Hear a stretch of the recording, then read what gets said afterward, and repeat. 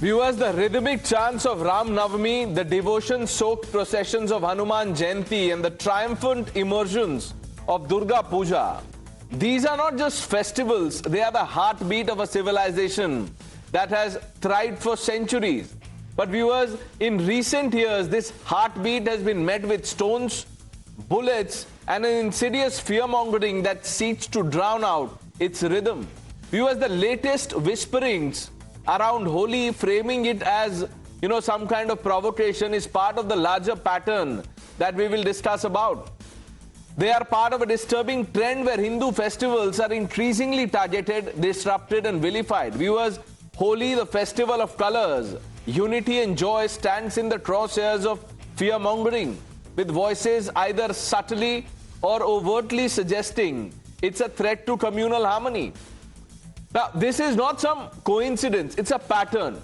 And all this goes on, viewers, while the ecosystem of, self-proclaimed guardians of secularism watch in complicit silence. What's more striking than the attacks themselves is the selective silence that follows. The same voices that erupt in outrage over perceived slights to other faiths vanish when Hindu celebrations are vilified. Those who are quick to spin narratives of intolerance when it suits their agenda bury these incidents under a shroud of indifference, or worse, victim blaming. Then we have the so-called intellectuals who conveniently sidestep the targeting of Hindu festivals as if acknowledging it might unsettle their carefully crafted, curated worldview. Viewers, this ecosystem thrives on a double standard so blatant that it's almost farcical. But what explains this silence? Is it the fear of disrupting a fragile secular facade? Let's open this up.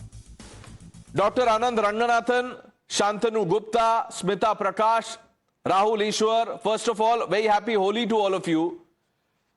Smita ji, I want to begin by asking you, I'm sure you are aware of the commentary around Holi, but this is only the latest of the larger trend. We've seen this in, Hanuman Jayanti, Ram Navami, across many states. What is going on? So, happy Holi to you and fellow panelists and all your viewers. I just feel that it's an unnecessary ugliness which has cropped up. It used to be there in pockets, but it's becoming increasingly large. There are many people who don't enjoy Holi, playing Holi, which is fine. If you don't like it, stay at home. It's a festival of color. It's a festival that unites people. It's celebrated from all across North India, way up till the east. It's a part of our culture, tradition. There are legends associated with it. There is a spiritual meaning to it also. It's heralds, and it's like it's a festival where you're supposed, like they say, "Bura na mano Holi hai." So you're supposed to get away with all the enmity, all the hard feelings, and you go forward. It's a community celebration. You go and meet with your neighbors, you celebrate with people, you exchange sweets. It's not something that you do just with your family. It's something that is that spreads cheer all along. If you don't like it, if a particular religion doesn't want you, tells you not to celebrate it, stay at home. Don't indulge in it. There are many who are saying that it's come during the period of Lent, during the period of Ramadan, so you shouldn't celebrate it. It's a pious month for people who are other than Hindus. If it doesn't suit you or your religious beliefs, then don't play it. But how does it become wrong to celebrate or to play a festival? So I think everything, whether it is the immersion of the Ganesha idols, whether it is the immersion of the Durga idols, whenever that happens, there's a lot of color and festivity involved. And this dhoom dhadaka disturbs people who think that it should not be celebrated in a particular manner. The thing with Hindu festivals are that it's celebrated differently in different parts of the country. So well and good. Do it the way you want to do it. That's the best part of these festivals. And it's not just restricted to being Hindu. Somewhere there is a Pakistanization, if I might coin a word, because in 2023 it was banned in Pakistan. It was said that it doesn't fit into the socio-cultural norms and values of Pakistan, which is so weird because in Pakistan, Punjab, it was celebrated all along till recently. So it was very much a part of their culture. But suddenly now you're finding those kind of values being imposed on North Indians too. So I don't understand why it should be done. Don't like it, don't celebrate it. You know, you said Burana Mano Holi hai na. If a certain ecosystem has its way, wo bolenge Burana Mano, but please don't play Holi. You know, it started with, don't waste water, colors, etc., climate. Now, this absurdity has crossed all limits. Shantanu Gupta, what is going on? What drives this? We've seen, narratives or campaigns like Diwali is Jashne Roshni, Holi is Jashne Rang, etc., etc. I think, Pranesh, I tweeted, see it at two levels. So I think they understand that if you have to unite, if something that unites the Hindu-ness or the Hindu communities, that these festivals, right? And they are multiple festivals from north to south. So if you want to attack these festivals, attack it at two levels. One, they can be polluting or water wasting or male chauvinistic, all of them, like Karwa Chauth is male chauvinistic. So one is that level, or otherwise threaten them so much that they don't even celebrate it, or less of the people celebrate it, right?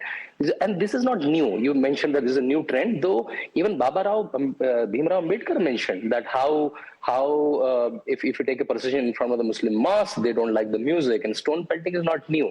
Only thing, it has become, if there were one stone pelting, now there are 100 stone peltings, right? The frequency have increased many folds, right? And also from Hindu festivities are also increased because Hindus are becoming, they're economically richer, they're making their events grander. And after the Ayodhya and Prayag Kumbh, what happened in the last 1 year, right? It's a huge Hindu resurgence. When 64 crore people vote in an Indian election and 66 crore people in a Mahakumbh, right? That tells something. And these are beyond BJP voters. If you take it politically, only 24 crore people voted for BJP and 66.3 crore people went to Prayag Kumbh. So a lot of people are not able to digest this, that more people are going to Ayodhya than Taj Mahal. So now these attacks will come from the environment, male chauvinistic, polluting angle, and also from the threatening angle. So I'm saying, governments have to be vigilant to make sure that Hindus, the majority population, if you go to, I lived in Europe for 4-5 years. I did my studies from UK. They very smartly make the whole UK dead, or whole Europe dead for 10 days in Christmas.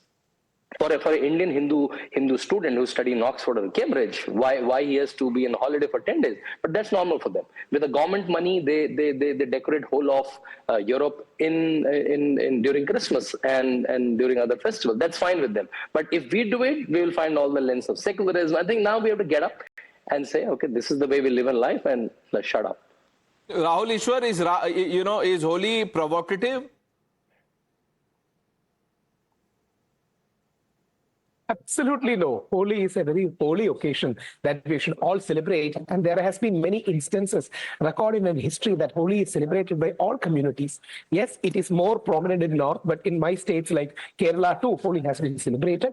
And we have even recordable evidence of people like Akbar coming out of the fort and celebrating Holi. Holi is mainly a Hindu festival, but it is celebrated and accepted by all communities, respected by everyone who respects Indian culture. It should be like that. There should be no occasion of paranoia, fear-mongering, hate-mongering on the occasion of Holi, because it's one of the very unique festivals of colors where we can all celebrate in a very good way. I recollect Kerala Chief Minister, who was a Christian Chief Minister, Sri Ummanchandi, was very happy and vibrant in celebrating in Holi, and his entire cloth was smeared with colors. I don't know whether left liberals liked it, but Ummanchandi sir was very welcoming towards that. So there is a huge section of other community members who also has no apprehension in celebrating Holi, and those who don't like, they can definitely not take part in it. But Holi is a great Indian festival with great Puranic significance, with great spiritual significance, but also celebrated as a coming together. Right now, we can even see in streets of Delhi, and right now in Delhi, that many students are already started to celebrate Holi.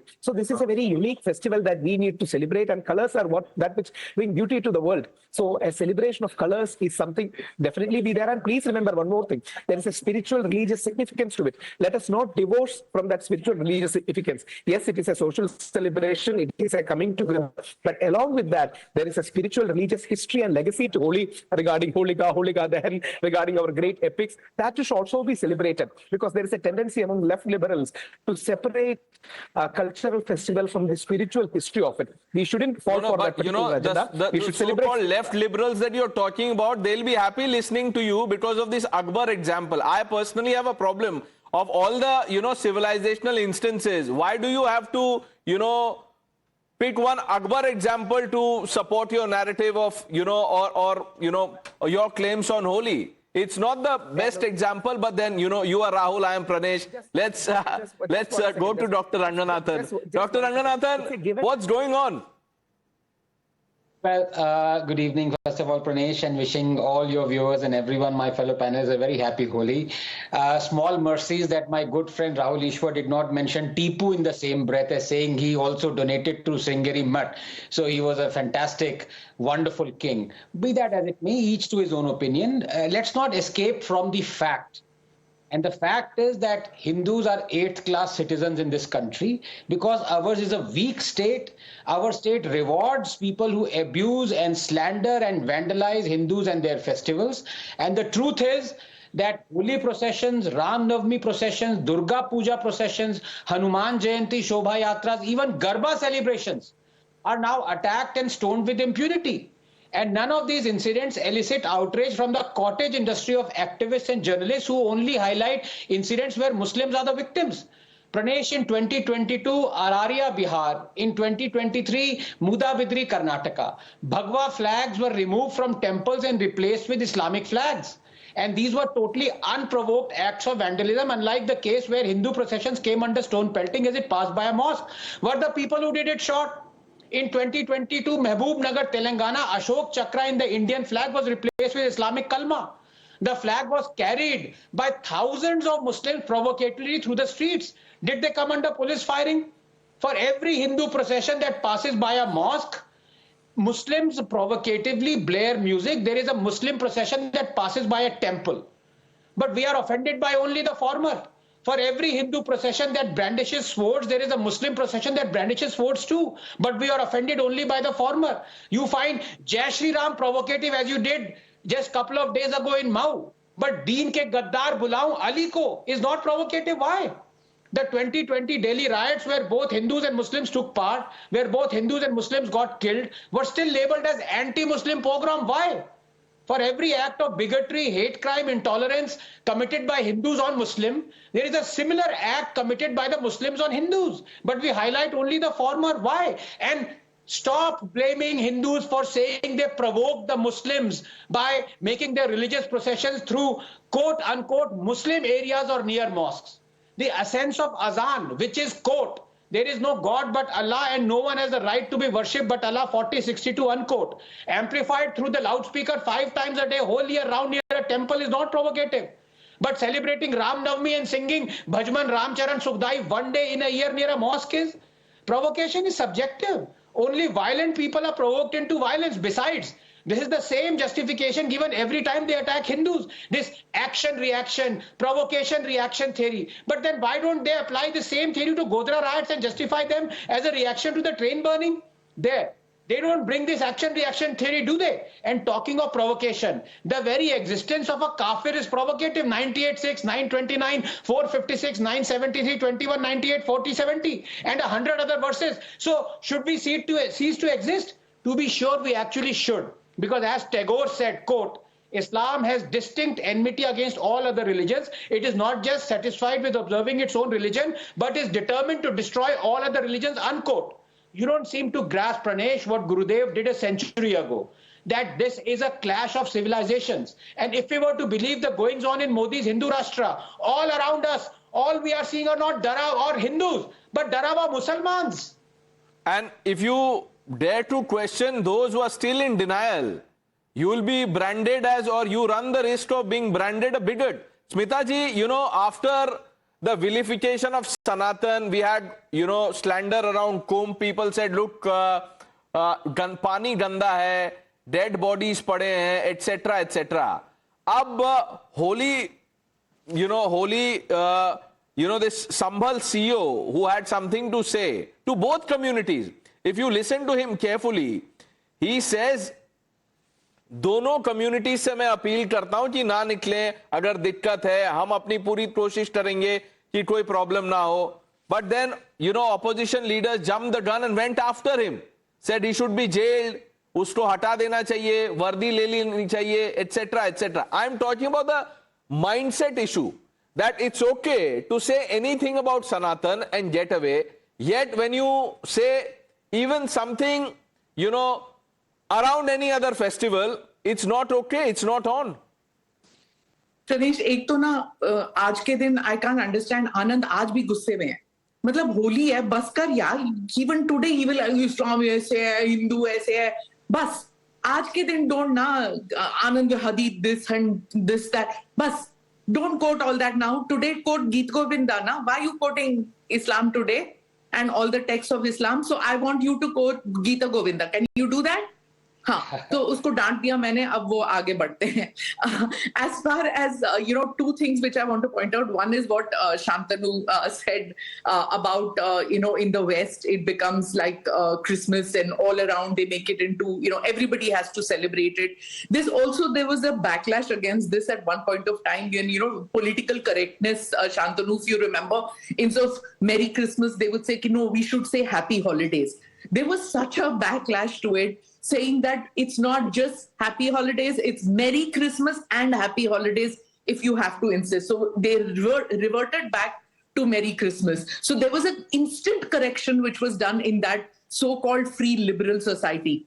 Pranesh, when you were talking about ki Sambhal mein aise hua ye, we will try and control. The point is, Holi is a festival which is not supposed to be of control, where you're supposed to let go. You're supposed to let go of all your controls. So sometimes, yes, the urges are such that, we've studied in Delhi University. Everybody knows how rowdy it used to get. And it still does, I believe, when there's alcohol which moves on, there are girls who are teased. All these things happen. So one has learned to live with those things. One has learned to be careful and not go to those areas. Similarly, there will be people who will criticize politicians on this day. But politicians should learn to take it in their stride. जिन्होंने नहीं खेलना ना खेलो, जिन्होंने गालियां देना है गाली दे दो. But to what Rahul had said about Akbar celebrating it, there's a Times Now article which has, I think it's an opinion piece, but it says that Jahangir and Shah Jahan also celebrated it, Nawab celebrated it. और अगर उन्होंने किया है और आपने नहीं करना है तो ना करो सही. That the way I see it is that everybody should be allowed to do what they want today, and if they want to go and spew venom on this day also, go ahead and do it. Rahul Ishwar, when you meet your left liberal friends, वो उनको बोलते क्या हैं आप? Just be honest tonight. What do you tell them? See, who are in effect the left liberals? Left liberals are mostly Hindu community members who have pseudo-secularism in their heart. They will be extra careful with the Muslim community, treat them with kids' gloves, and they will be extra harsh with us Hindus and Hindu festivals. They are the classic definition of pseudo-left liberals. And their problem is, they see, as you rightly said, they want us to play waterless Holi, they want us to say crackerless Diwali, they will impose everything on us. So I point out to them, see, Holi is such a great festival, which has a spiritual significance, religious significance, cultural significance, even accepted by people of all faiths. That need not be a stamp on us, or that need not be a certificate on us. But at the same point of time, everyone celebrated it. It's a mark of our greatness. We should be inviting Muslims and Christians to celebrate Holi because it's a great part of our legacy and their legacy too. As Anandji many times pointed out, a good majority of people in India are converted from our own faiths only. So it is basically their dharma to, of their ancestors. If they are interested, if they are okay, let them come and play, celebrate Holi with us. And if they are not okay, let them not play. Let them not create any hurdles. Obviously, that's a given. So my request would be, let us invite and invite them to more colors. Let us celebrate I think, together. Dr. Ranganathan, I just get this sense that Rahul Ishwar fears backlash and he's being, extra careful with his words. I don't know why. I am only fearing backlash from Anandji.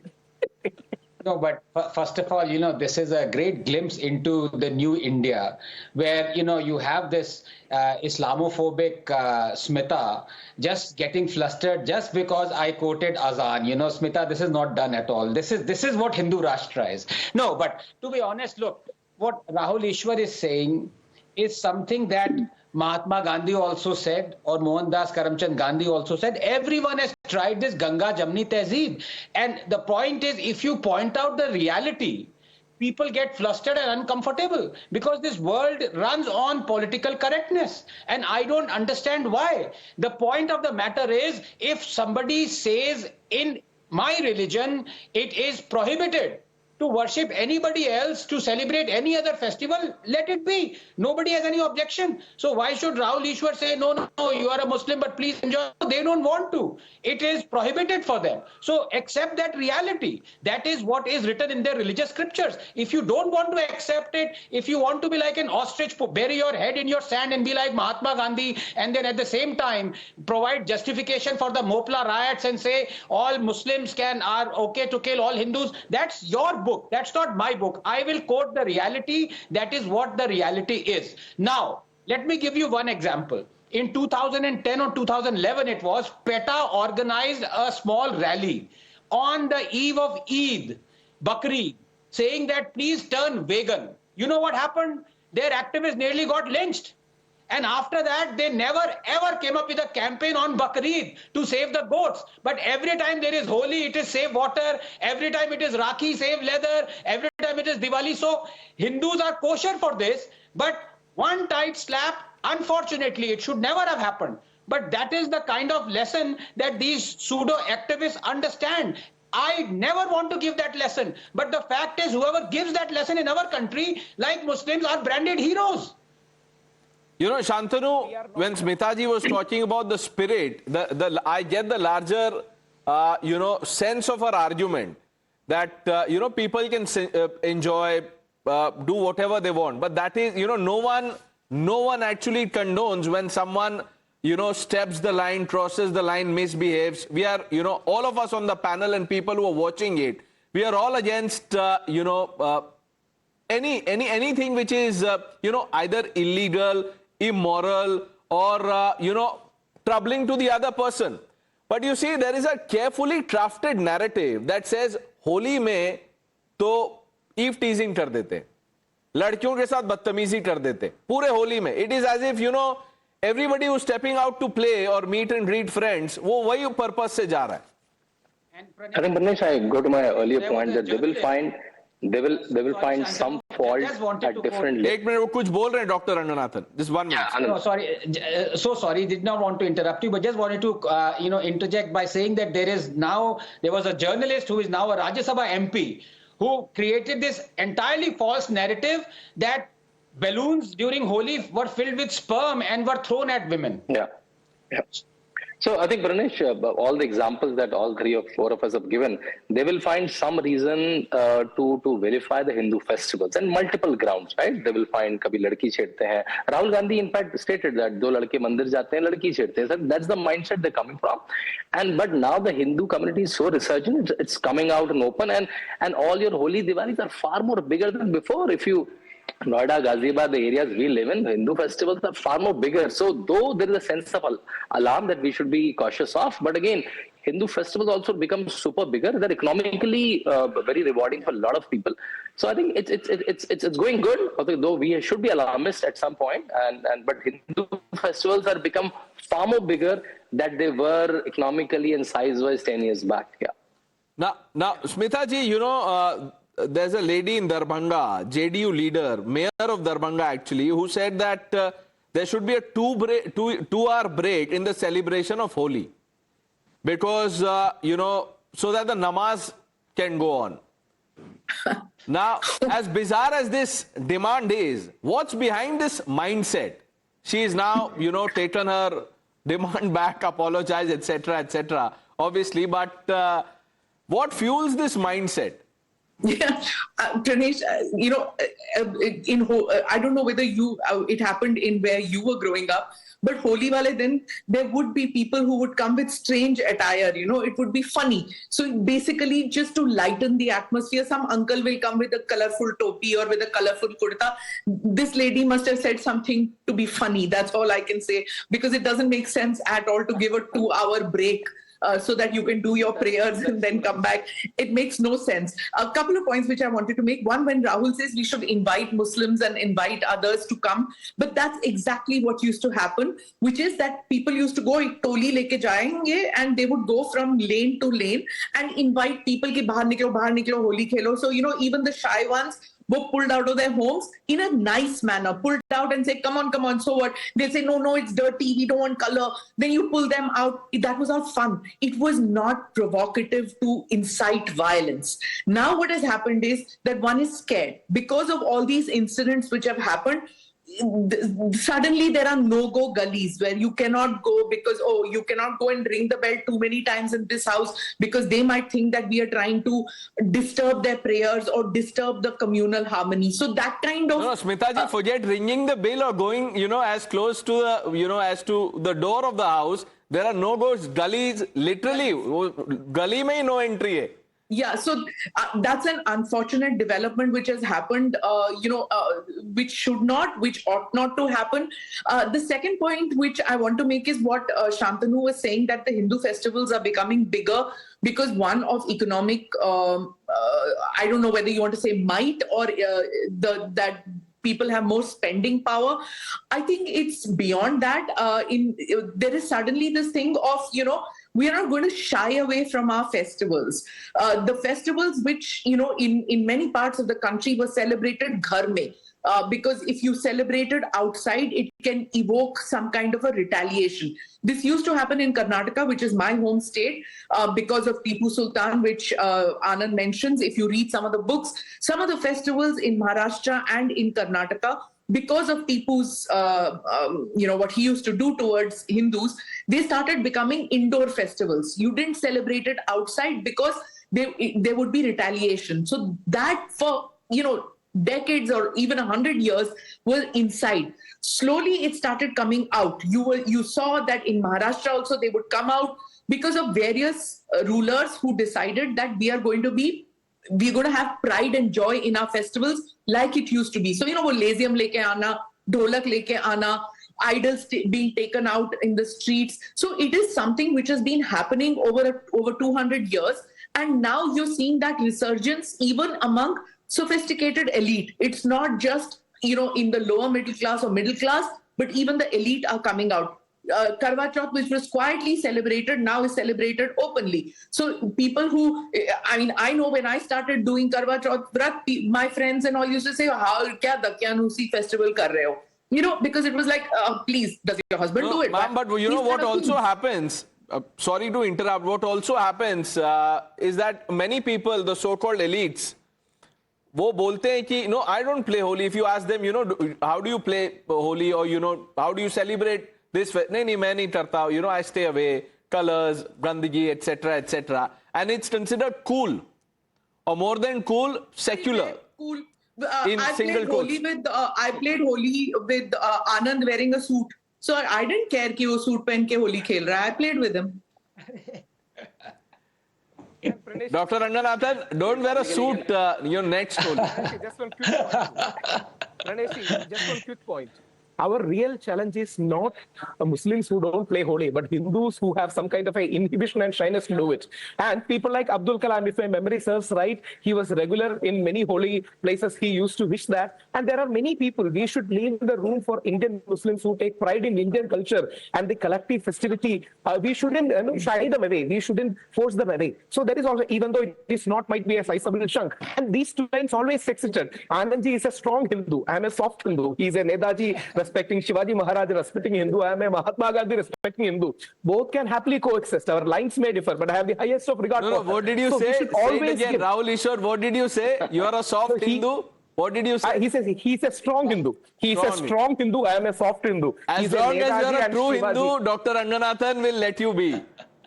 Yes. And that's the reason why I said these two lines have always coexisted. Let's be honestly accepting that. These two lines have always coexisted. I am proud to take the line which Mahatma Gandhi has taken, and there are many people who are equally proud or more proud about the line Shivaji Maharaj or Netaji has taken. See, these two lines have always debated with each other. I consider Anand Gandhi to be one of the best voices of our Hindu community as such. But the point is, we should not force away the Indian Muslims or Indian Muslims. Ask your left liberal friends what they think of Dr. Ranganathan. वो बताएंगे आपको, सही description देंगे आपको. They are afraid.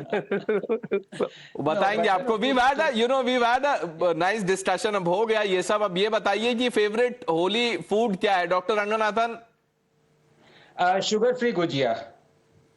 ये तो sir ये blasphemy है ये. Blasphemy, exactly. Smita ma'am, Gujia, yeah. sugar free gujia, will you let that pass? he has team bhuturas, तो उसको क्या कहना? Blasphemous, absolutely. So no, my vote still goes for Mysore Pak. Sorry. Okay, holy or no holy, Mysore Pak. But Dr. Ranganathan ने ditch कर दिया. He said, no Mysore Pak this time. Gujia. Politically correct answer है वो. Shantanu ji, what do you enjoy eating holy? क्या पसंद है? I still remember my mother used to make kanji, if you all know what is kanji, right? And I think maybe because the season change also, it clears your stomach. And dahi vada, a typical mother style division. Gujia, obviously. Gujia is like associated. I don't know, do we get gujia otherwise during the year or not? Because we only see gujiyas all of a sudden when the Holi comes up. And maybe we are waiting for some party. मिलेगा gujiya. Doctor Ranganathan के request पे बनता है वो. Lab made gujia, sir. Lab made. Those gujiyas are made in a lab. And maybe red color. Rahul Ishwar will say, under pressure and influence from his left liberal friends, my favorite food in Holi is veg biryani. No, I think I'm a bit too Southy for it, like Smita ma'am said. Mysore Pak. We in South have a particular affinity to Mysore Pak. So yes, for sure, Mysore Pak. Okay. On that note, I thank all of you for taking out the time to speak to me on Times Now.